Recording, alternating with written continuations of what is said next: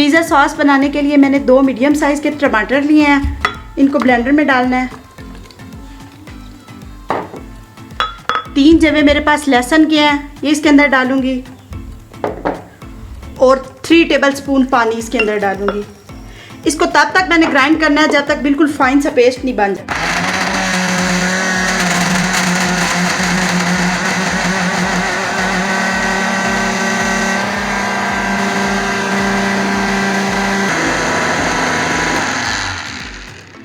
Puree हमारी ready हो गई है।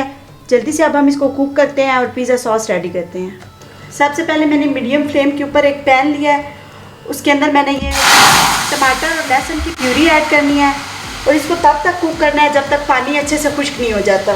तकरीबन 5 मिनट लगेंगे पानी को खुश्क होते हुए। 5 मिनट तक मैं इसको कुक करती हूँ, दरमियान में मैं इसको चलाती रहूँगी। 5 मिनट के बाद मैं आपसे मिलती हूँ।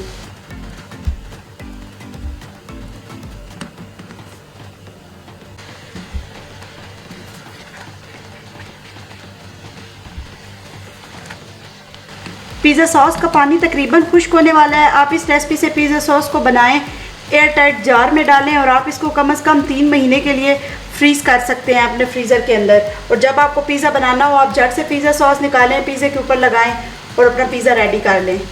5 मिनट गुजर गए हैं, पिज़्ज़ा सॉस की ये सिचुएशन हो गई है, पानी सारा खुश्क हो गया। अब यहाँ पर मैं इसमें ऐड करूँगी 1.5 टेबलस्पून ऑयल। ऑयल बिल्कुल थोड़ा आपने डालना है। 3 टेबलस्पून मेरे पास है chili sauce, 3 tablespoon soya sauce. अच्छे से मिक्स कर लूँगी।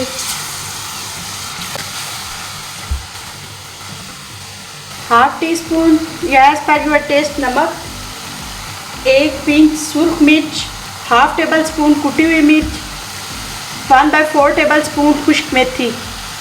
2 मिनट इस सॉस की भुनाई करनी है अच्छे से।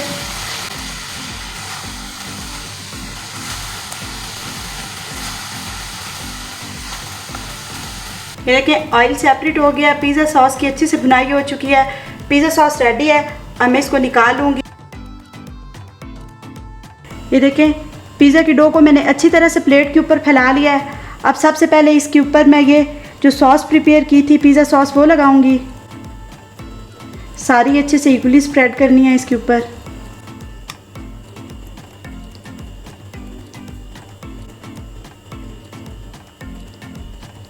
इसके ऊपर मैंने इक्वली पिज़्ज़ा सॉस को स्प्रेड कर लिया है। बची हुई पिज़्ज़ा सॉस को मैं फ्रीज़ कर लूँगी।